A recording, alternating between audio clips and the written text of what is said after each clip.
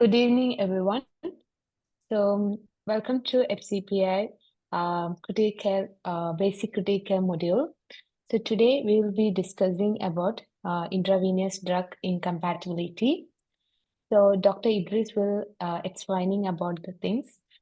So, as we know, the IV incompatibilities and central and peripheral IV access is really important and critical in when it comes to the medication which is used in critical care unit. So today Idris will give you the more deep into this topic.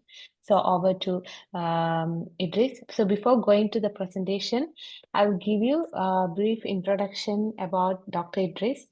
So Dr. Idris, he is a clinical currently working in the Ruby Hall Clinic Pune as a clinical pharmacist. He's been working for the clinical pharmacist for past 4 years. He has authored for international publications and has been recognized for his contribution to research and clinical practice. He was awarded um, third prize for oral presentation at the 13th Annual Conference on Clinical Infectious Disease Society of India held from July 17-19 Chennai, and second prize for the poster presentation at the second International Infectious Disease Congress, which is organized by the FCPA and ICRA Hospital in Calicut, Kerala. So over to Idris. Thank you. Thank you so much, Akhila, for this warm welcome. So today our topic is intravenous drug incompatibility. So let's go through it. So we will cover following sessions like introduction, definition of what is introduction, what are the common definition which we use in this area, type of IV incompatibility, mechanism of IV incompatibility, general properties of IV sites, some cases, examples, what is the role of clinical pharmacists in this area, and what are the prevention strategies.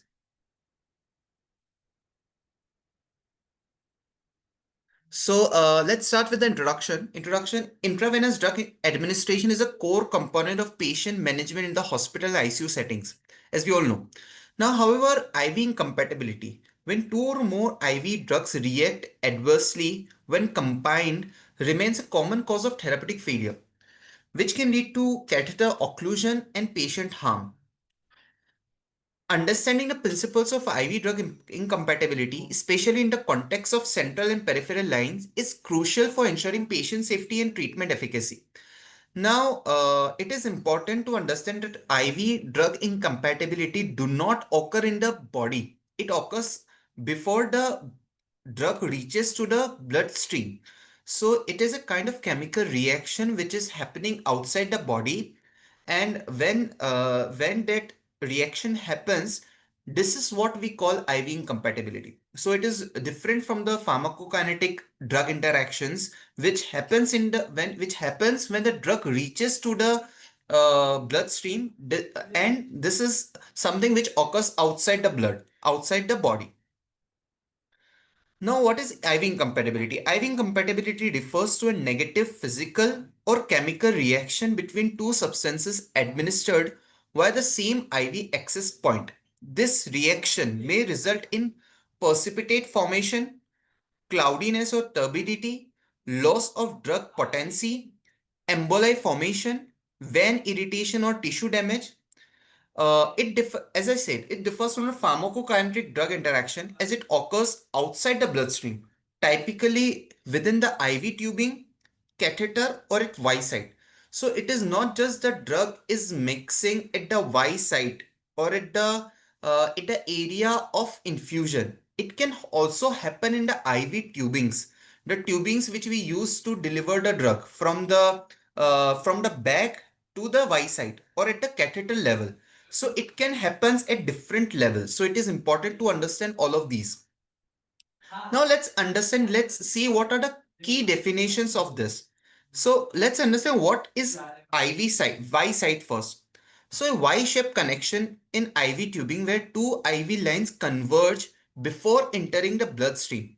It enables simultaneous administration of two fluids or drugs but can be a site of incompatibility reactions. As you see in the image, the two drugs are administered via same port to the to the patient. So it is important when we are giving two of these drugs, they mix at some kind of level and then it reaches to the patient's body. So it is important to realize this and take action as per the what is happening here.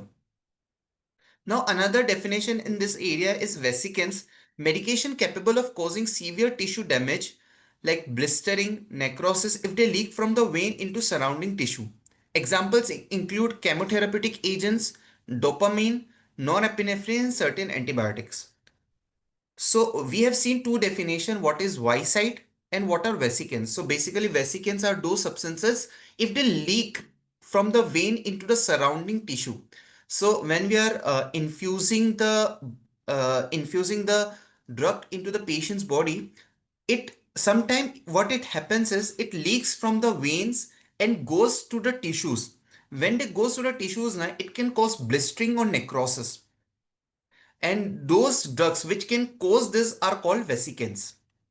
Now, these are some of the example of vesicant drugs like actinomycin, acyclovir, carboplatin, and these are some of the irritant drugs like carmazepine, cidofovir, cladribine. So most of the chemotherapeutic agents, or simply if we say NORAD, can cause are some kind of vesicants. It can cause extravasation. Now, vesicant drug can cause extravasation. Now, the leakage of IV fluids or drug into the tissue surrounding the vein, it poses a medical emergency, particularly with vesicant due to the risk of necrosis and permanent damage. So it is very important to understand that whenever we are infusing a drug, it should not leak from the vein to the tissues. It should go directly to the blood. If it happens, if it reaches to the tissue surrounding it, it can cause extravasation, it can lead to blistering or necrosis of the tissue surrounding that vein. Now, what is phlebitis? Now, we have lots of time we see what in the term uses, which is thrombophlebitis. Now, what thrombophlebitis is? Inflammation of the vein wall caused by irritant drug or mechanical trauma. Sign includes warmth, swelling, and pain along the vein path. So this is what thrombophlebitis looks like. So when the drug particles, or what we say RBCs, attaches to the valve because of the inflammation, because of the irritant drug, it can cause thrombophlebitis. This is what happens in a thrombophlebitis. Now, there are two more important definition, which is adsorption and leaching. Now, this also comes in the IV incompatibility, but it is related to more of the container which contains the drug. Okay, so it is important to understand as a clinical pharmacist, like what is adsorption? Adsorption is a physical binding of drug molecule to the surface of IV containers or tubing.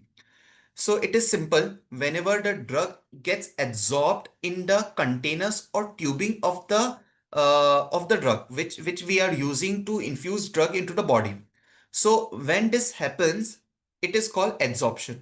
Now, what are risk factors of such adsorption? Larger molecular weight of the drug, lipophilic nature, and long contact time with the tubing. So what is the clinical consequence? The less drug dose will be delivered, and it will give subtherapeutic effect. So basically adsorption is the adsorption of the drug onto the IV tubings or container which contains the drug. Okay, so when this happens, the lower amount of drug reaches to the blood and it can lead to subtherapeutic effect. Now another concept is leaching. Now what is leaching is the migration of plastic additives like DEHP from IV sites or bags, especially PVC, to the drug solutions. Just a minute.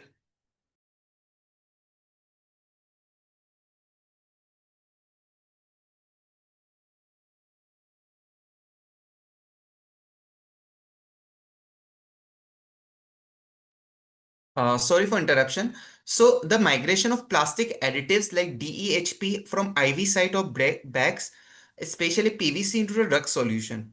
So what basically is leaching is when the plastic additives which are used in the manufacturing of that container for IV sets or IV bags, it leaches into the drug itself. So if we have some kind of drug stored in the IV container or the bags, the plasticizers like DEHP can go into the drug solution and it can lead to certain kind of reactions.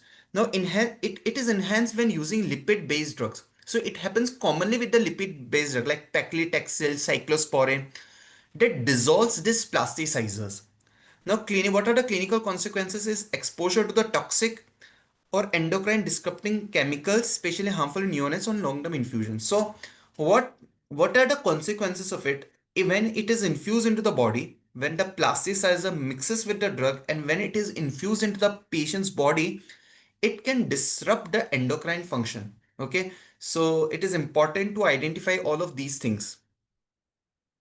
Now there are three types of drug incompatibility. IV incompatibility. So IV incompatibility is a broader term in which three different kind of incompatibility is uh, categorized. So the first is drug incompatibility. Now drug incompatibility is when two drugs which they are mixing are incompatible. For example, furosemide plus midazolam, they are incompatible due to pH differences. Okay, so it is called drug incompatibility.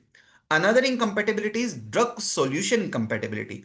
Means the drug is not compatible with the infusion solution like normal saline or dextrose. For example, phenytoin is only stable in normal saline, it is not stable in dextrose. So it becomes a drug solution incompatibility. The third is drug container incompatibility. Now, as you saw that it occurs when the drugs interact with the IV container or tubing material like PVC, DEHP, example nitroglycerin, insulin adsorbed to the PVC containers. So the drug itself reacts with the bag which containing the drug.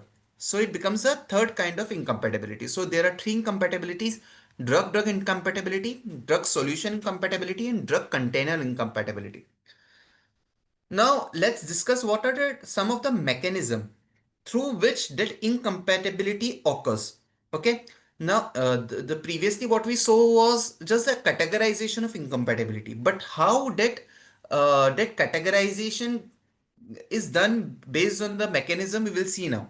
Now there are some, because of some pH differences, incompatibility can occur. This is the first kind of mechanism.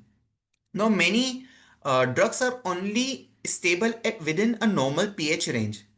Like some acid-base neutralization can lead to precipitation. For example, phenytoin can precipitate in the acidic solution. So when you mix the phenytoin with some kind of acidic solution, it may precipitate because of the pH differences. Another example is ampicillin, which is unstable in acidic solution. If we mix this with ciprofloxacin, which is acidic, then it can lead to precipitation. Now, how we can prevent this? Check pH compatibility charts before Y-site administration. Another kind of mechanism for incompatibility is solubility conflicts. Now, drugs with poor aqueous solubility may crystallize out in incompatible diluent or solution. For example, lipophilic drugs like diazepam, propofol may precipitate if diluted excessively or mixed with incompatible fluids like saline versus dextrose. So it is important to choose what solution they are compatible with for the dilution. If you dilute some of these drugs in incompatible dilution solution, it may lead to solubility conflicts or it may crystallize also. Now the third mechanism is calcium binding. Now calcium can form insoluble salt with drugs like ceftriaxone or phosphate containing solution. Now, especially dangerous in neonates can cause fatal emboli. So avoid mixing calcium and phosphate containing solution in the same line unless proven compatible. So if we see ceftriaxone, if we cannot mix ceftriaxone and calcium gluconate because the calcium binds to ceftriaxone and incompatibility occurs. So it is also a chemical reaction where the calcium is binding to ceftriaxone. So it is important to realize this kind of mechanism also. The fourth mechanism is oxidation or degradation. As the name suggests, some drugs degrade rapidly in the presence of oxygen, certain pH, or trace metals. For example, nitroprusside, which is light and air sensitive, ascorbic acid, which oxidizes easily. Now, when the oxidation happens, the degradation happens, what are the indicators for it? So it can lead to discoloration, it can lead to gas bubbles, it can lead to reduced potency. So how we can prevent it? Use air and light protective tubing, and it should be prepared fresh, and when you prepare it, directly use it as soon as possible. Do not store it. Now, this is the fifth kind of complex mechanism of incompatibility, which is complexation. Now, formation of insoluble drug metal ion complexes. Okay, so basically, it is the complex formation of the drug and metal ion. Now, if for example, tetracycline with calcium or magnesium can lead to inactive complexes. So when it lead to inactive complexes, it can reduce the viability and it can cause the precipitate. Now, this is a summarization of all the mechanism through which drug incompatibility can occur. For example, pH differences, solubility conflicts, calcium binding, oxidation, degradation, complexation, temperature and light sensitivity, and time dependent precipitation. So after the presentation, we can share you this PPT and you can go through this and you can remember this, that what kind of mechanism can cause IV incompatibility, which may help you in your practice. Now let's also see what are the general properties of IV sites. Now, for example, what are the differences in the peripheral line and the central line? So, if we see the vein size, in peripheral line it is small, but in the central line it is very large, like supraventricular vein. So, it is larger vein compared to the peripheral line. Now, what are the blood flow? Now, in the peripheral line, it is 50 to 100 ml per minute, but in the central line, it is up to 2 liters per minute. So if, for example, if you inject a vesicant drug into the central line, it will be easily washed out because the amount of blood which is flowing through it is very fast. Okay, so it is 2 liter per minute. It has a lesser chance for a vesicant to cause any kind of reaction. Third is pH tolerance. In peripheral line, it is narrow, but in central line, it is very broad. Risk of phlebitis. In peripheral line, of course, it will be higher because that resistance to flow is very less, very high in the peripheral line compared to the central line. Similarly, risk of extravasation is very high in peripheral line compared to the central line. Safe for vesicant. As I said that vesicants are not safe in peripheral line, but in central line due to higher flow, higher lumen, a bigger lumen, it is safer. Y side mixing risk, it is high, but in central line it is moderate. Now max osmolarity, which through of the drug which we can infuse it 600 milliosmolar per liter, and for central line it is more than 1000 milliosmolar per liter. So, though the central line has lower chances of Y-side incompatibility or drug incompatibility, it is important to understand that central line is not possible for all the patients, because central line is only possible when the patient is in ICU, okay, or patient is of high risk of getting bad. So, in those conditions, we prefer central line. But in ward patient, general medicine patient, or patient which are who are well stable, in those patients we have to use peripheral line. And for peripheral line, we have to understand where we cannot miss the two kind of drugs. Now, peripheral lines are more vulnerable to local reaction, while central line tolerates a wider range of solution, but still demand strict compatibility checks. Now let's discuss some of the cases. Like first is phenytoin in dextrose peripheral line. Now a 55-year-old male post-operative seizure prophylaxis was given phenytoin. Now phenytoin was diluted in dextrose 5%, caused a visible crystal and line occlusion. So what was the error? The error was the phenytoin is incompatible with the dextrose and only NS is recommended. So this kind of reaction, where we will categorize it will be categorized in the drug solution incompatibility. Okay, so it is one kind of incompatibility which we should be aware of. Another is ceftriaxone calcium. Okay, incompatibility. The patient was in neonate in ICU, NICU. ceftriaxone calcium gluconate administered through the same line. Now, that led to precipitation in the lungs that caused respiratory failure and ultimately the death of the patient. So, the lesson learned is fatal outcome despite central access strict protocol needed. So, despite central line was used, when we combine ceftriaxone with the calcium, it can precipitate in the lungs, and neonates are at higher risk of this. So it can cause respiratory failure. It may cause death. So it is important to understand and realize this. The third case is dopamine in bicarbonate, which was given through central line. The patient was an ICU patient on vasopressors. Dopamine degraded in alkaline bicarbonate solution. Now, it is another example of drug solution incompatibility. Because of this, it lost the vasopressor effect and hypertension worsened. Now, in this condition, drug was discontinued and compatibility chart was rechecked. Now, case 5 is TPN, total parenteral nutrition with multiple additives. Now, as we all know that total parenteral nutrition contain lots of electrolyte and elements. So it is understand we need to understand it should be mixed. It should be mixed very cautiously with another drugs. Now, in this patient, calcium phosphate precipitation observed after a simultaneous potassium phosphate and calcium gluconate infusion. Now, because of this new bag was needed, it can increase risk of embolism avoided through pharmacist alert. So it is important to realize that TPN should not be mixed with the potassium phosphate. It can lead to precipitation, and when that precipitate goes into the blood, it can lead to emboli formation. Now, these are some of the examples, some of the summarization of the example through which incompatibility can occur. So, as I said, ceftriaxone plus calcium salt, it can lead to lethal precipitate formation. Phenytoin plus dextrose, it can lead to crystallization, degradation. Dopamine plus sodium bicarbonate, it can lead to deactivation of dopamine.